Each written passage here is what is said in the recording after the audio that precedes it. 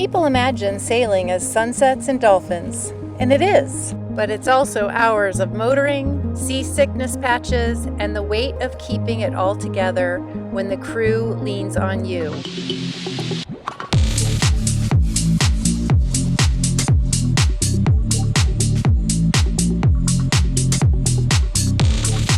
What's your GTFO plan? This was my Ibiza, the beauty, the struggle, and the reminder that the calm at the helm starts with me. On this passage, we had Cheryl and Todd. Cheryl brought a steadiness and warmth, Todd an eagerness to learn, and Shotzi, she quickly claimed them both. For a little dog, she makes it clear, if you're crew, she expects love and loyalty. Of course, Liveaboard isn't all serious. When Dennis isn't helping on deck, he's down below beating his meat for schnitzel.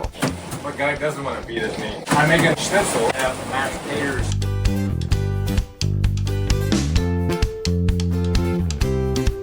What have you been doing, Roger? I just was playing with my donkey dick.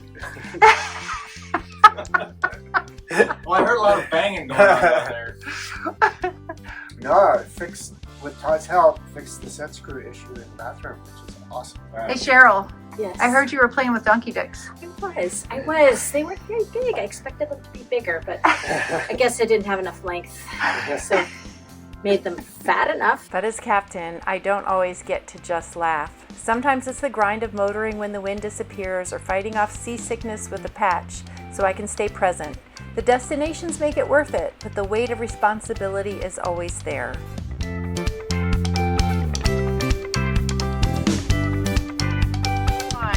And it had lost satellite signal, and you can see where we lost our signal right here.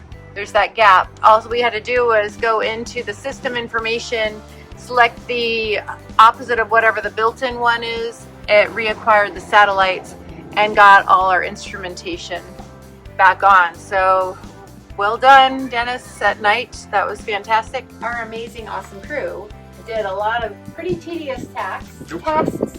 But this one, we kept thinking we had a bird on board, and then we were like, is it another Shotzi whining to do this, like, Anyway, it was apparently the secondary autopilot squeaking, and Dennis the Menace, super mechanic, fixed it. So bam, that's I done. think there's something in your eye. I'm not going to do that because they don't. Steering too tight is not an issue. We thought that might be a cause, so bam, that's done. We haven't ordered a 13 for the wrap because we don't know which of our US-based family is coming to Croatia for the wedding reception. So we're waiting to get another sucker for that. And we did a lot of other things too.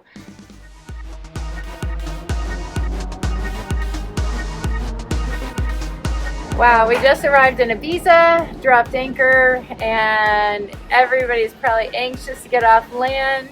We have Cheryl working on our 3 relative points to see that we're holding anchor. We are sitting here at an anchorage, and we see this catamaran over here come up to us, and they were so close to the back of the boat, and they don't speak English. Gestures work great, and I was just like, They actually listened and moved their boat, but then they immediately came over in their dinghy. Are you okay? Are you happy? And I'm like, I'm very happy. Thank you for moving your boat. Shotzi, are you ready for a walk on land? Have you been holding your poop all the time? Finally, Ibiza. Dropping anchor in clear water, walking cobblestone streets, and discovering how dog-friendly Europe can be. Shotzi came everywhere with us, whether curled on my lap at lunch or wearing Todd's Ibiza hat in the dinghy.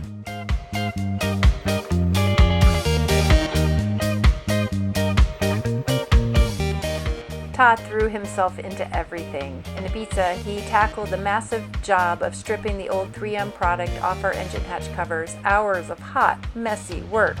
Then he climbed up to clean all 6 of our solar panels so we could pull every bit of power the sun could give us. Liveaboard will test you, but it also rewards the effort in ways you don't always expect. First I scraped the left side, inside and out. And then I scraped, that'd be the port. And then the starboard side, inside and out. You did the whole boat? I did, and the little fishies loved me because I was giving them little barnacles and green stuff to eat. And I think we'll probably pick up an extra 5 knots at speed, just based on my efforts. So you're welcome.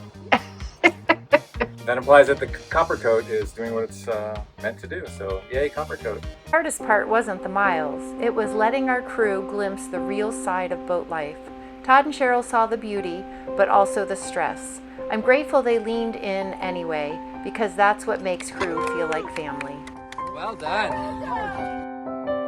So it's great to finally not be motoring, but the bad news is we are beating into the wind, and I don't know if you can tell how hard we're bouncing here.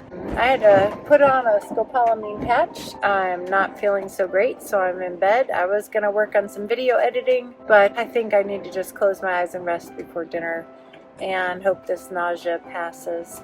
Every crew leaves their mark. Cheryl's steadiness, Todd's grit, even the quiet lessons from others aboard. And me, reminded that no matter who joins us or leaves us, the calm at the helm begins here. We have a tradition on GTFO. Pick a safety pin and you put beads on your safety pin, any colors you want. The ones that are in here are previous people who have been on the boat. So we keep your thing as a little keepsake. And you put it on the corner of your napkin.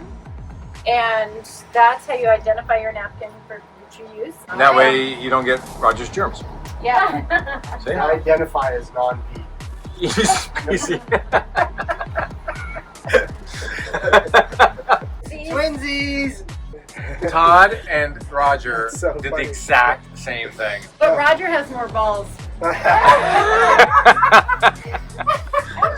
Brother from another mother. Yeah. Mine is the Mediterranean Sea, deep dark blue, up to the splashing waves.